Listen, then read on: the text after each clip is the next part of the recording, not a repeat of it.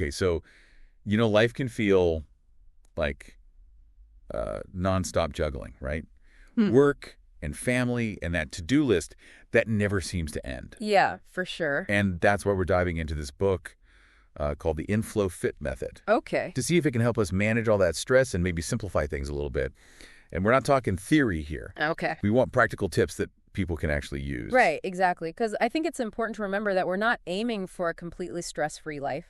That's kind of a myth. Totally. It's more about understanding how stress affects us Right. and figuring out how to get back in control. Yeah, and the book starts off with this definition of stress that I really liked. It says stress is basically our bodies being knocked off balance. Oh, interesting. Like imagine a wobbly table, Right. Our goal is to figure out how to stabilize it. I like that. But here's what I found so fascinating. The book argues that our body's natural stress response is actually designed to restore order. It's not inherently bad. That's a good point. Yeah. It's like a built-in alarm system, right? Letting us know something's up and needs attention. Right. The problem is most of us are dealing with this chronic low-grade stress that keeps that alarm bell ringing constantly. Oh, yeah, for sure. And the book breaks this down into 3 main types of stress: physical, chemical, and emotional. Okay. So think of it like this. Physical stress is like you twist your ankle playing basketball. Ouch. Chemical stress could be anything from like downing one too many energy drinks to, dealing with a nasty cold. Right. Then there's emotional stress, which is like the real MVP in most of our lives. Yeah, definitely. Traffic jams, work deadlines, family drama, all that fun stuff. All the good stuff. Exactly. And you're right. Emotional stress is a big one for most people these days. But here's a twist that might surprise you. Not all stress is bad. The book actually talks about something called positive short-term stress. Oh, that's interesting. That was a real aha moment for me. They actually argue that things like cold showers, intermittent fasting, or even just having a deadline can actually be good for us. It's all about giving our body and mind a little push to adapt and grow. That makes sense. So it's like healthy dose of stress. Right. But the tricky part is when we're talking about chronic stress. Right. It's like having that alarm system stuck on high alert, it throws our body's systems out of whack. Definitely. And that's when it becomes a problem. Yeah. And the book doesn't shy away from the science here. It even quotes Dr. Rihita Sinha, who's the head of the Yale Interdisciplinary Stress Center. Okay. And she says that as humans, we're actually wired to handle stress. Yeah. It's just that the constant nature of modern life kind of throws a wrench in things. Yeah, it's like we're not really designed for this always-on kind of world. Right, exactly. And that's where things like high cortisol levels come into play. That feeling of being constantly on, like you never really get a break. Oh, yeah, for sure. That's chronic stress and cortisol doing its thing. Exactly. And you know how you crave chocolate or pizza when you're feeling super stressed? Oh, tell me about it. There's a real physiological reason for that. Yeah, the book points out how stress messes with our hormones, making us crave sugary, comforting treats. It's like our bodies are trying to self-medicate. Yeah, I think we've all been there. For sure. But here's the key takeaway from this whole stress discussion. It's not just about the events themselves, but how we perceive them. That's a good point. That really matters. There's this quote in the book from Andrew J. Bernstein, who wrote The Myth of Stress. And he says, "The truth is that stress doesn't come from your boss, your kids, your spouse, traffic jams, health challenges, or other circumstances. It comes from your thoughts about your circumstances." Wow, that's powerful. Right. So it sounds like we might have more control over our stress than we think. Yeah. But how do we actually put that into practice? Because let's be real, it's easier said than done. Yeah. The good news is the book offers this whole blueprint for deconstructing stress with some pretty practical advice. Okay, so what stood out to you in that section?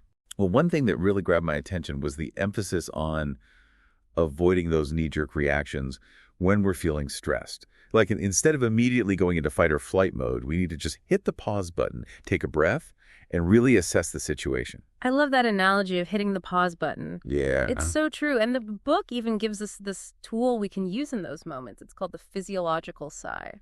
Oh, interesting. Yeah. Want to try it right now? Sure. I'm always up for trying new things. Okay, so take a deep breath in and then one more quick inhale on top of that. And now let it all out with a long sigh. Okay. How do you feel? Yeah, actually, I do feel a little better. It's like an instant reset. Right. And it's a tool we have access to anytime, anywhere. That's pretty cool. Yeah. I'm definitely adding that to my stress-busting toolkit. What else did you find helpful in the blueprint for managing stress. Well, they also talk about the importance of communication, which I think is so important. Right. You know, it's about expressing your feelings clearly and respectfully. And that can really help prevent misunderstandings and keep conflicts from getting out of control. Yeah, bottling things up never really helps, does it? Not really. It usually just creates more tension in the long run. Yeah, for sure. Yeah. So communicating effectively is key, both for managing stress in the moment and for building healthy relationships in general. Exactly. And it's not just about talking it out. Right. The book also encourages us to actively try to shift our perspective and look for the positive in every situation. Yeah, and that's not about pretending everything is perfect or ignoring the challenges. Right. It's more about choosing to focus on solutions rather than getting stuck in the problems. I see what you mean. So instead of dwelling on what's going wrong, we can ask ourselves, okay, how can I approach this differently? What can I learn from this? Exactly. It's about becoming more solution-oriented, Right. which can be really empowering when we're feeling stressed or overwhelmed. Absolutely. This all makes so much sense. But I have to admit, sometimes it feels like our environment and just the way we live our lives can really add to the stress. Yeah, you're right. Is there anything in the book about that? Oh, definitely. The way we structure our lives can absolutely contribute to stress. And that's where this whole concept of simplification comes in, Okay. which I think is a perfect topic for us to dive into next. Sounds good to me. Yeah. I'm all for a little more simplicity in my life. Me too. So we were talking about how chronic stress keeps our bodies in this fight or flight mode. Yeah. But the thing is, modern life can feel like one giant stressor. Oh my gosh, yes. It's like we're constantly bombarded with messages to do more, be more, have more. Yeah. But then we end up feeling less productive and more drained. Totally. And that's where the power of simplification comes in. Right. And the book frames it as regaining control Okay. by intentionally focusing on what truly matters and making space for those things. And organization is a key part of that. I love how the book gives this blueprint for simplifying your life. It's like a step-by-step guide to decluttering not just our physical spaces, but also our mental and emotional clutter. Yeah, totally. And one of the first things they suggest is to actually reorganize your environment to support your goals. Yeah. Think about it. A clutter-free workspace, a kitchen stocked with healthy foods, a bedroom that's actually designed for restful sleep. All of that sets the stage for you to make better choices and stick to those healthy habits we were talking about earlier. That's so true. Our surroundings have a huge impact on how we feel and how we behave. But decluttering can be tough. Any tips from the book on how to actually get started? They recommend getting ruthless about it. Yeah. Donate or sell anything you haven't used in the past 6 months. Wow. The point is that sometimes our possessions end up owning us Right. instead of the other way around. You know, that really resonates with me. I've definitely felt that way about certain things. Huh. But what about sentimental items? Those are always the hardest to let go of. Oh, totally. Yeah. The book acknowledges that some things have deep personal meaning. Really? And it's not about getting rid of everything. It's more about consciously choosing what we surround ourselves with and making sure it supports our well-being. And they even have this strategy: set a timer for 15 minutes and tackle one drawer or one shelf. Anything you haven't used in 6 months, it's out of there. I love that. I'm going to try that this weekend. So what else does the book suggest for simplifying life? They have some really practical advice for dealing with food temptations. Okay. Which can be a huge source of stress for people. They say, get rid of all the unhealthy stuff in your house and workplace. Out of sight, out of mind. Exactly. But then to set yourself up for success, they say stock up on healthy snacks and make sure they're visible and easy to grab. That's such a good point. If the first thing I see when I open the pantry is a bag of chips, I'm way more likely to reach for that than a bowl of fruit. Exactly. I also love that the book emphasizes planning and setting small, achievable goals. It's like breaking down those big, overwhelming tasks into manageable steps. Yeah, it's all about creating a sense of momentum and progress. And honestly, one of the most empowering things we can do is learn to say no to things that don't align with our goals and priorities. The book gives this example of sticking to your gym routine, even when your friends try to tempt you with pizza and a movie night. Oh, I've been there. It's about setting those healthy boundaries and knowing what truly serves you. So we're decluttering our homes, our schedules, our social commitments, anything else. Well, they also talk about the importance of seeking support from people in our lives. Okay. Letting our loved ones know about our goals and asking for their help can make a huge difference. For sure. It's about building that positive support system that encourages and motivates us. Sometimes just having someone to talk to or to help hold us accountable can make all the difference. Right. And I love this last tip. Use visual reminders. like Post-it notes on the fridge, the mirror, wherever you'll see them. Yeah. It's a simple way to keep our goals and intentions top of mind. Simple but effective. I'm a big believer in visual cues. Okay, so we've covered a lot of ground. We talked about how to manage stress and simplify our lives. What's standing out to you as the most valuable takeaway so far? For me, it's the emphasis on creating a sense of balance in all areas of our lives. It's not about depriving ourselves or pushing ourselves to the limit. Right. It's about finding a sustainable way of living that supports our well-being. I like that. And that includes making conscious choices about what we eat, how we move our bodies, and how we nourish our minds. Right. Which actually brings us to the next section of the book, the InFlowFit Method's approach to healthy habits. Okay, perfect. I'm always up for learning more about healthy habits. So we've talked about managing stress and simplifying our lives. But I'm really curious to hear what the book has to say about actually building healthy habits. Where do we even begin? Well, the InFlowFit method takes this really holistic approach to well-being. It's not about like restrictive diets or crazy workout routines. It's more about making these small, sustainable changes to our eating and movement and sleep habits that nourish our bodies and minds over time. I like the sound of that. Sustainable sounds way better than restrictive. So what are some of the key principles they talk about? One of the big ones is focusing on nutrient-dense whole foods. Okay. Think fruits and vegetables, lean proteins, healthy fats, whole grains, just giving our bodies the building blocks they need to function well. Makes sense. But let's be real. Those healthy choices aren't always the most convenient or the most tempting, especially when we're stressed or short on time. Mm-hmm. Any tips from the book on how to make it easier? They actually suggest prepping healthy snacks and meals in advance, so Yeah. you have them ready to go when you're hungry. Yeah. It's like setting your future self up for success. I like that. And they also emphasize the importance of hydration, Right. which is something I think a lot of people overlook. Yeah. It's easy to forget to drink enough water throughout the day. Yeah, But even mild dehydration can make me feel sluggish and irritable. totally. And that can really impact our stress levels without us even realizing it. Yeah. They recommend aiming for at least 8 glasses of water a day, and even suggest carrying a reusable water bottle with you as a reminder. Yeah. Well, That's a good idea. I'm definitely guilty of not drinking enough water, so I'll have to try that. yeah. What about movement? I know exercise is important, but sometimes the thought of going to the gym just feels overwhelming. I hear you on that. And the good news is the book isn't about pushing ourselves to the limit, Yeah. Okay. It's about finding ways to move our bodies that we enjoy and that we can actually stick with. Okay. They even have this fun challenge, aim for 10,000 steps a day. I love that I could definitely see myself incorporating more walking into my routine. And I love that they encourage us to find activities we genuinely enjoy, whether it's dancing, swimming, hiking, or something else entirely. Exactly. When we find movement we love, it stops feeling like a chore and becomes something we actually look forward to. Totally. Okay, so we've covered nutrition and movement.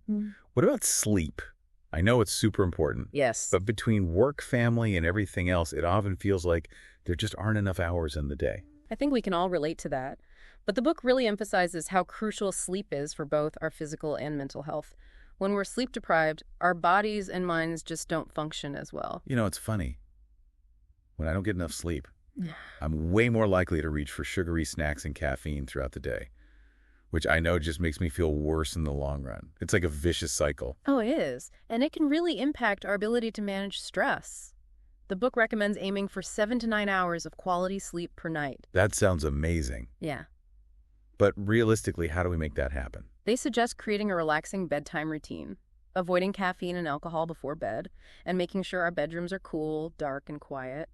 They also talk about limiting screen time in the hour leading up to bed, which I know can be tough. That's definitely a challenge for me, but I'm willing to give it a try. Yeah. It's amazing how much our habits, from what we eat to how much we sleep, can really affect our overall well-being. It really is. And the InFlowFit method does such a great job of breaking it all down into these manageable steps. But there's one more piece of the puzzle that I think is essential for creating lasting change. Go. Mindset. Ah, yes. The power of our thoughts. I have a feeling this is where things get really interesting. It is. The book really emphasizes the importance of cultivating a positive and resilient mindset. It's about shifting our focus from what's wrong to what's right, from what we lack to what we have, Right. from problems to solutions. So it's like choosing to see the glass half full instead of half empty. Exactly. And while it might sound simple, that shift in perspective can make a huge difference in how we experience life and how we deal with stress. Yeah, When we focus on the positive, we naturally feel more optimistic and grateful and empowered. for sure. And that can have this ripple effect on all areas of our lives. I totally agree. But how do we actually cultivate a more positive mindset? Any specific strategies the book recommends? They have a bunch of great tips. Uh-huh. One that I personally love is practicing gratitude. Like taking a few moments each day to really appreciate the good things in our lives, no matter how small. Yeah. That can really shift our perspective. I've heard about gratitude journals. Is Yes. that something they suggest? Yes. They recommend keeping a journal where you write down a few things you're grateful for each a day. It could be anything from a sunny day to a delicious meal to a kind word from a friend. I like that. What else do they suggest? Another strategy is using positive affirmations. Right? These are short, powerful statements that we repeat to ourselves to challenge negative thoughts and beliefs. Like if I'm feeling stressed about work, I might say, I am capable and I can handle this. That's a good one. And by repeating these affirmations regularly, we can start to rewire our brains and create more positive thought patterns. That makes sense. Yeah. And the book also talks about the importance of surrounding ourselves with positive people, right? Yes. The people we spend time with have a huge impact on our energy and our outlook on life. Right. It's important to choose to be around people who uplift us and support us and inspire us to be our best selves. So we're practicing gratitude, we're using positive affirmations, we're surrounding ourselves with awesome people. Anything else we can do to cultivate a more resilient mindset? They also talk about reframing challenges as opportunities for growth and learning. It's about shifting our perspective from seeing setbacks as failures to seeing them as valuable lessons that help us grow stronger and wiser. So instead of getting discouraged when things don't go our way, we can ask ourselves, okay, what can I learn from this? How can I use this to move forward? Exactly. And remember, self-care is crucial for building resilience as well. Yeah. When we take care of ourselves physically, mentally, and emotionally, we're better equipped to handle whatever life throws our way. That's so true. And sometimes self-care is as simple as taking a few minutes to breathe deeply, go for a walk, listen to our favorite music. Absolutely. It's about finding those little things that help us recharge and reconnect with ourselves. So we've covered a lot of ground today. We've explored these practical strategies for managing stress, simplifying our lives, embracing healthy habits, and cultivating a more positive and resilient mindset. What a journey. It really has been. And the InflowFit method provides such a comprehensive and empowering framework for creating lasting change. It's not about being perfect. It's about making small, sustainable changes that add up over time. And it's about being kind to ourselves along the way. Exactly. We're all human. We're all doing the best we can. Well said. So as we wrap up this deep dive into the InflowFit method, I'd love to hear what resonated most with you. What's one thing you're taking away from this conversation? For me, it's the reminder that we have more control over our well-being than we often realize. Yeah. And even small changes can make a big difference. I'm definitely feeling inspired to incorporate some of these strategies into my own life. Me too. Yeah. And for our listeners, we hope you're feeling inspired as well. Remember, every step we take in the direction of well-being is a victory. Absolutely. No matter how small. And we'll be back next time with more insights and inspiration to help you navigate the ups and downs of modern life. Until then, take care and stay curious.